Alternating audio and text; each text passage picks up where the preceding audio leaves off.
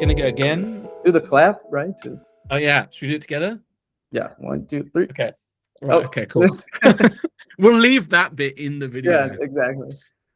Cool. Okay. So welcome to Talking Thursdays. We're on episode 55, and today I'm joined by the amazing Jean, all the way from Brazil. Jean and I met a couple of months ago, actually, through a mutual appreciation of each other's work. And today, Jean is not only going to teach you how to pronounce his crazy long surname and why a Brazilian has a name that to me sounds Polish, but I'm going to let Jean kind of take you through a little bit about his career, his journey to date, his new position at a great studio that we all really admire. And then at the end, we're going to come together and have, hopefully, a great conversation. So Jean, and your surname, hand it over to you. Thank you. Yeah. So yeah, my surname is Wojciechowski. It is Polish because I'm from the south of Brazil, and there was a lot of immigrants from Poland or Germany and all of those European countries, and it is super hard. Like for me, it took me years to learn. When I was a kid, I think I was in 6th grade when I learned how to write it. But yeah, it's pronounced Wojciechowski, and it's just a bunch of letters. And okay, so this talk, you provided a guide, and then in the end of the guide, you say you can end the talk with some tips that can motivate or help others. And so I kind of structured the whole talk in relation to that, of like how each piece can help a younger designer, or even imagine like a younger myself listening to this. And I'm gonna go a little bit through my work, my trajectory, and then yeah, some tips in the end. So yeah, my name is Jean. I'm a graphic designer. I studied in Brazil. I also studied a bit in New York City, and nowadays I'm based in Barcelona. And yeah, so as I said, I'm from Curitiba, city in the south. I work with typography. I also work with branding, and those things, they intersect a lot of times. Sometimes I try to keep them separate. Sometimes I try to keep them together. But typography is something that I really love. So it end up being all over my work. And as a Brazilian, the only thing I think about right now is the World Cup. I unfortunately, yesterday I couldn't watch the England game, but they said it was great, and the coach Tuchel is doing great apparently. It was risky, but did great. My first, I think, or what I remember, my first contact with graphic design was seeing there was like this forums, like video games forum, where people would have their signature. And I had a friend that would design those signatures in Photoshop. And the first time I saw someone doing that, I was like, okay, this is so cool. And it just got my interest. Yeah. And super cheesy, but super interesting. And also then I discovered this blog, which a lot of Brazilians back in the day would go to learn about graphic design, called Abduzido. And there you would have tutorials about how to make this cool Photoshop effect and do posters and with Illustrator. And one thing that was, I think, super important is because Abduzido had a section of interviews. And there I could see like professionals, like people that were actually working with graphic design. And I realized, oh, okay, this can be a career. So for me, when I came to decide what I was going to study, graphic design felt natural. And I didn't put a lot of like rationality into choosing, because I thought, okay, I'm gonna go with my gut feeling and see what happens, and it was great.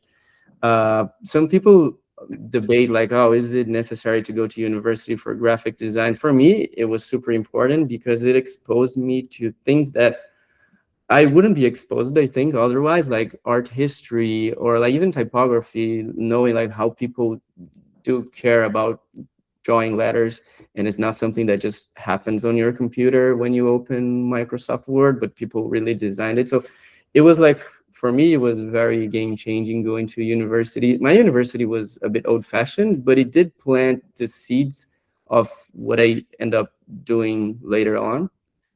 And then another important moment was when the Brazilian government, they was sending students abroad. And so I got to go to New York City. And then again, I got exposed to even more interesting design things.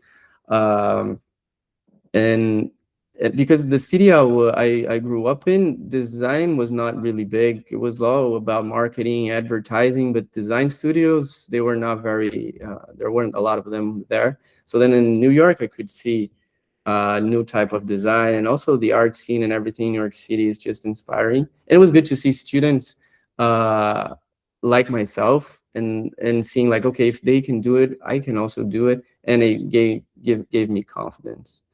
So then I went back to Brazil and finished my thesis. And then again, because it was so nice to be in New York City, I was like, I want to see the graphic design scene elsewhere. And I applied to Sabi Studio, which is a studio in Mexico. And back in the day, Mexico was this interesting hub of branding. And so I was like, okay, I need to go there and see what they're doing. And this was another important moment because there I could see how people with a strong taste and a lot of repertory, or like very good references, they were able to build their vision and apply it to the project, and how that vision would guide the project. They had this very simple, honest, direct approach, but also not becoming so sterile, because sometimes if you go like too simple and too direct, maybe the word becomes sterile, but they could find an interesting balance. And then I started working for real, and then working for real is a whole different thing, because you're just used to fun things on university, and that's actually something that a lot of people are discussing right now. Like, okay, you in university you learn all these cool things, and you think you're gonna work on those cool things, but then real life happens, and then you gotta work on stuff that you don't like. And then designers, not only designers but also studios, you have to find a balance between stability and passion. So doing work that pays your bills, but then doing work that fulfills you. And so for a long time I was trying to find the balance, and then suddenly the balance was more in the stability side, but I was not feeling fulfilled. So like, okay, I need to do something else. And that's when I decided to come to Barcelona. I did a master here, and I knew the studio behind the master, which is Folk, and I knew it was gonna be a good match and a good way to connect with like-minded people and inspiring people. For me, that was very important because I was feeling isolated. And then I think in design in general, your environment and the people around you need to be inspiring so that you can do great work. And that's actually what happened here. Like, I've met a bunch of amazing people, and that like ignited again the creativity inside me. And so that's where I am now in Barcelona. Recently changed to work on Porto Rocha remote again. And so I'm going to show a little bit of some projects and how I went and made them. The first one is my thesis. And I saw as an opportunity of like, okay, I'm doing this master, and it was a very open briefing. And so I could see the opportunity of challenging myself and doing things that maybe commercially I couldn't, but here I could do. So the project is reimagining digital spaces as ecosystems of wonder, not noise. And basically it is a digital platform, but I didn't set out to create a digital platform uh, because I'm not even a UI designer. But I started with a strong narrative and concept, or like tried to build a narrative. And then the UI was kind of like the natural translation of that. And then it was nice to be able to build this kind of ecosystem, or like universe that could have branding, it could have the UI, and how all these things would be connected. And so the platform is about a mindful exploration, cultivating a sense of wonder and discovery. Because right now the web feels like it is synonymous of doom scrolling and dopamine hits, and how we can have better or more interesting platforms.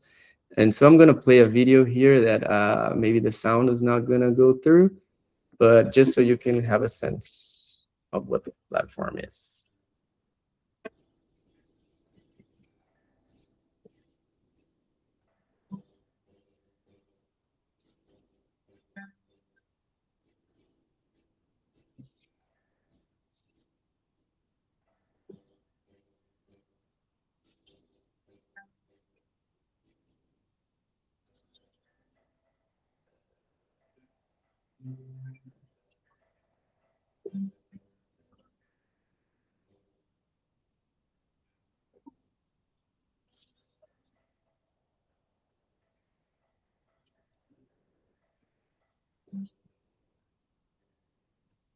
So yeah, that was just a clip so you guys can get a sense of what it is. And and then for me, it was very interesting to see, okay, how can I translate this idea of whimsicalness, of discovery, kind of like translating the experience of going through a stroll in a magic forest, maybe, and discovering things along the way.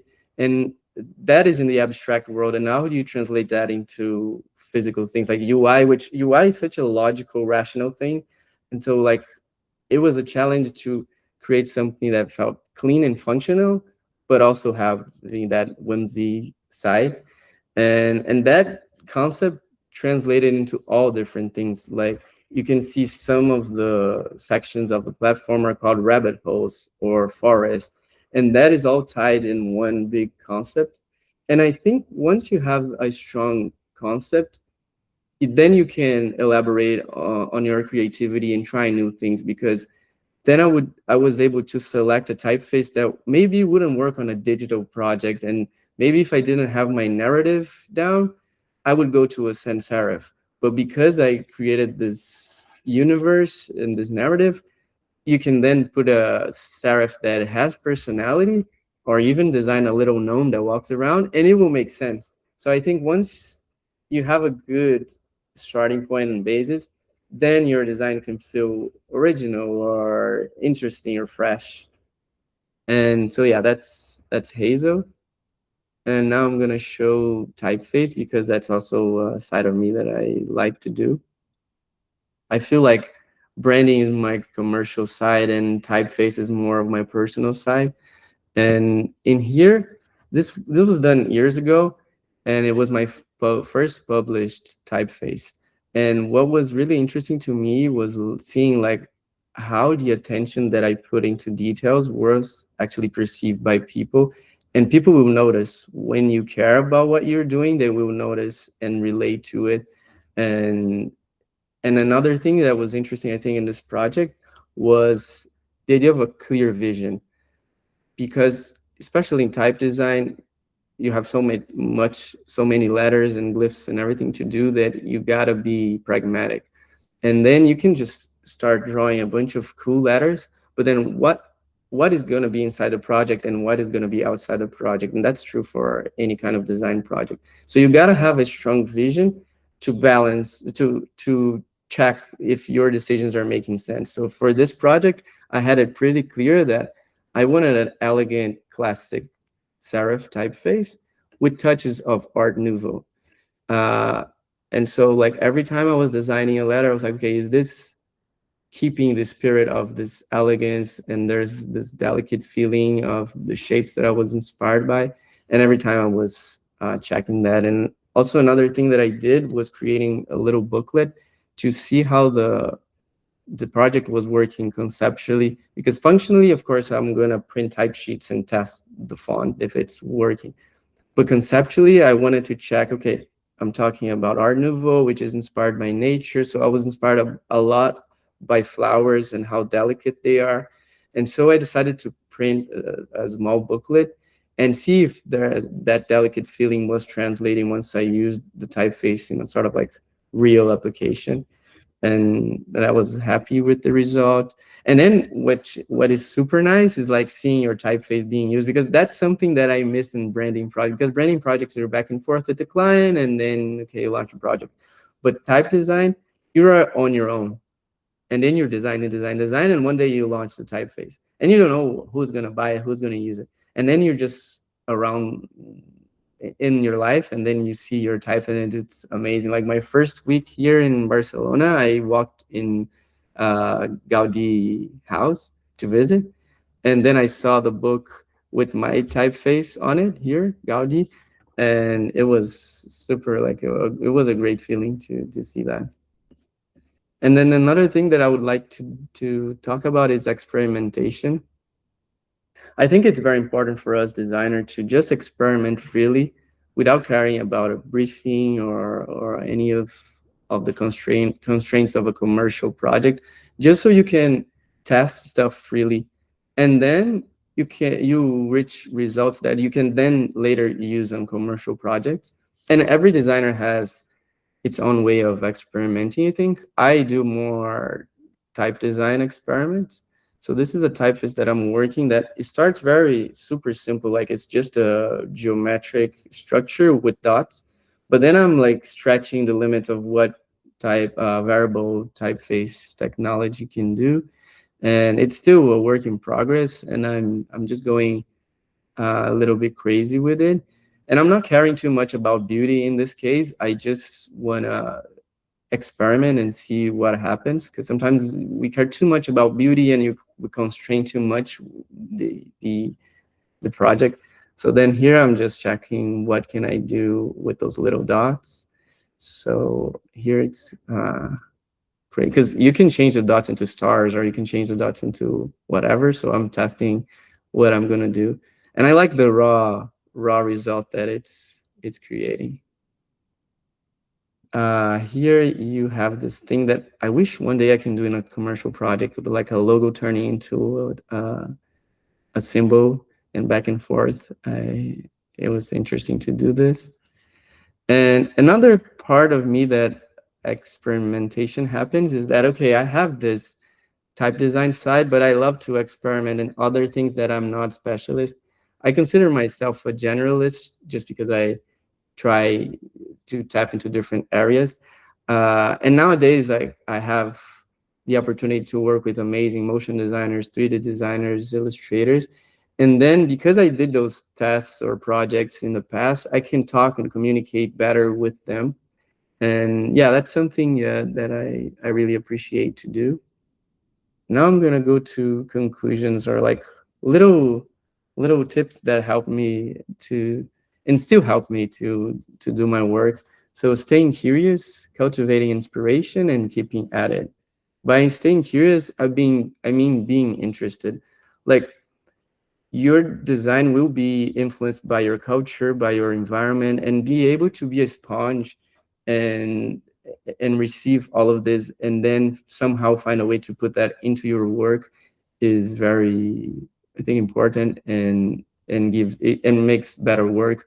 Like I know a lot of designers that because they are interesting people, their work is interesting. And also staying curious in terms of experimenting, trying new tools, not being afraid to try things, and keeping your mind open. That's also a balance of, like, as you grow in your career, you kind of have to develop a vision of, like, okay, those things I like, those things I don't like, but then not close your vision so much that then you lose interesting things that you could learn or apply to your project. And then cultivating inspiration, I think it's very important to have references, see the designers that came before you in history and what they did, and connect with people that will help you even broaden those references, and that, I think, will happen, will make you able to create your own vision in the end, so that your projects feel interesting, because you're like, you have this big background. And then lastly, it's keeping at it, because I don't know if I believe in talent for design. I think you just have to be very interested in things and keep working until you improve and be focused. I think that's also important. Like, I struggle because I like to do a lot of things that then you're not focusing on anything. So before designing, I think it is important to just stop and think, okay, what is it that I want to do? And then focus on those things that you like to do. And yeah, thank you. I hope that was helpful. Interesting to know, and maybe I can just kind of wave my hands again. But the answer, the kind of the real question here is, do you still follow your gut? I think that's Yeah. kind of like the main thing. It's like, do you now have a stronger sense of self that when something doesn't feel right, you're able to go, I'm not following this path. I know where I want to be, where I want to go, and therefore that instinct within inside you now feels a hell of a lot stronger to guide your direction. Yeah. So that was something that's why I think I mentioned having a vision a lot of the time, because I think in the past, maybe I didn't have a clear vision of things I liked or my taste. And then I would just follow the rational route of making rational decisions, going inside the briefing.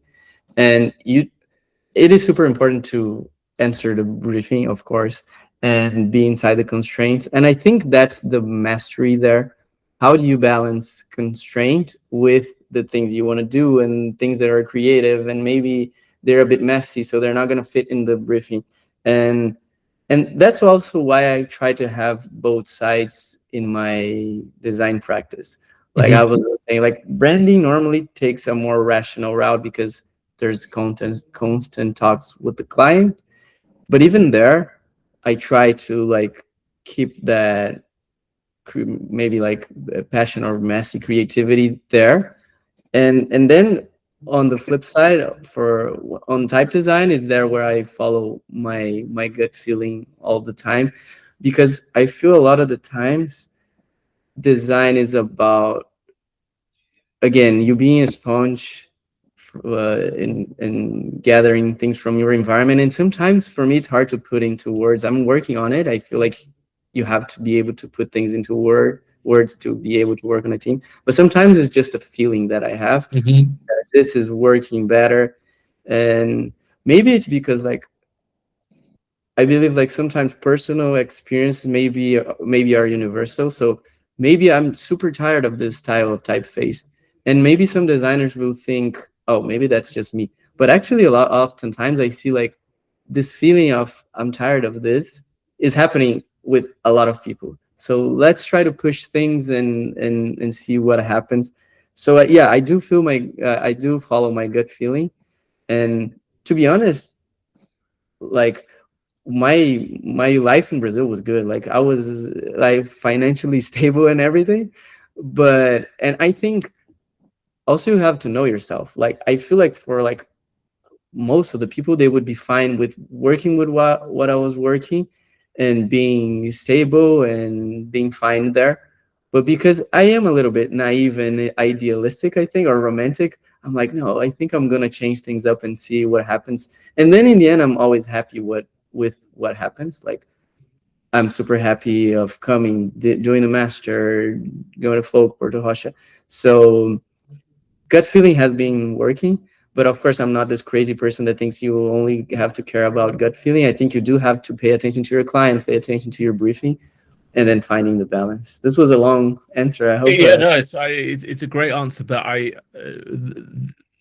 the validation I can give to you from the month or two that we've got to know each other is the energy, and the beautiful energy that you have as a human being is fully reflected in the work that you do.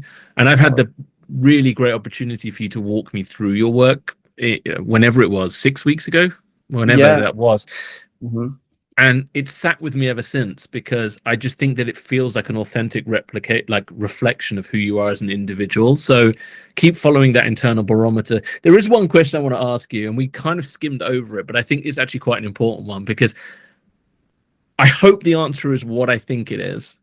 So when you saw your typeface on the front of that book, was there a reaction? Was there anyone around you, or did you keep it within you and silently kind of celebrate yourself? What was that feeling like? It was an amazing feeling, but I was alone and I was new to the Uh, city, so I was just like kept to myself. I think I did after I processed it, I did an Instagram stories to tell my friends in Brazil, hey, this happened. But yeah, when I saw that, I wish I had people around me and like celebrated with them, but I was just quiet. Also because I didn't know like how people are here in Europe, and I mean in Brazil people are open. Here I was not sure, so I was like, okay. you Keep see, it. I probably would have been, knowing me, I probably would have tried to be calm about it, and then done some kind of weird celebratory dance or some Get the sort. book. Yeah, yeah, yeah, like the World Cup, basically. I think. Um, one thing I think maybe, and we'll kind of like call it on this, is that has there been a pivotal moment, person, and we don't have to call out their name, that's really kind of had a profound effect on your ability to communicate clearer, to become a better or stronger creative, to think differently? Do you remember a very kind of like clear moment? And again, if you don't, that's fine. But if you do, what did that person, if there is someone in your mind, of course, what did that person demonstrate as a human being that got you really excited about the possibility of design? I think I have several people that I remember. Yeah. Maybe I'll cut two. And one Okay. was a teacher, a professor, I mean. Hmm. And and that mean that can not feel so exciting for other people, but for me, I remember I struggled understanding the difference between art and design back in the day. And then one professor said, guys, design is designing the label of a small medicine where you have to have all the information, all the little things that the medicine needs, and all of those huge lists. And of course, when you hear it, it's like, why is this exciting? But then that showed me showed me that design has functioning, and you have to care about function. And so it's not this cool, because I think people outside design may think design is like this artsy crazy thing, yay, let's do a fun little drawing. And then when you think about like things that are more functional, I think you gotta and then you reach a point of understanding, okay, this has to be super functional, this has to go on a medicine that will be printed 1,000 times. So that was like understanding the value of function was an important thing for me, because I think, as you saw in my work, I like to be creative and messy, but then I have to go back to the Hmm. functional things. And I think more recent, uh, I think working with Josep was very interesting. Josep, uh, because I could see how he would, as I said, translate things that he likes. And for people who don't know, Josep was the creative director of Folk, and he were able to translate his tastes and things that he really enjoyed in real life into the design briefing, and that gave, I think, life and freshness to the project, because it's very easy to just go with the cool solution, and sometimes the cool solution is cool, but I think when you grab like part of your references in life, for, I don't know, like you're a huge fan of Margiela, so you kind of understand the philosophy of Margiela, and then somehow this is translated into the work. And it's not, I don't mean like copying something that you saw on Pinterest, but I think understanding, that's, I think, what I mean, understanding the philosophy of the people you admire, and understanding the philosophy of Margiela, not the style of Margiela, but how he would think. And then, of course, Margiela is just an example, but having these rich references that can back your design philosophy and style. And I don't even think people are aware of that. Maybe Joseph wasn't even aware of that, but because he had this inspiration, he was able to then translate into the projects. I I don't know. think no, no, I no.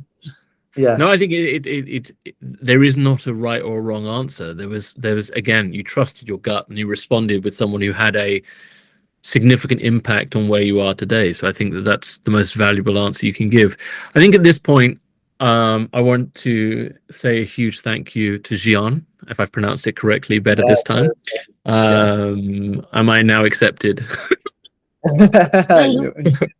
But yeah, I just wanted to say a huge thank you. Again, we've built a small friendship over the last couple of months, based Yeah. on a mutual respect for each other's work, and also just really enjoy the energy that you have as a human being. And I think that that's something that I think a lot of people will take from this conversation, as well as just a beautiful curiosity that is just so visible in all of the work that you do. So again, make sure to continue to follow your gut. Make sure that that kind of curiosity, um, kind of complexity of narrative that you seem to be able to form in your own mind is just, it's so kind of alluring that it's the thing that makes you how special you are. So I really hope you hold on to that. So yeah, so for everybody who's been watching, again, thank you so much for taking the time to listen.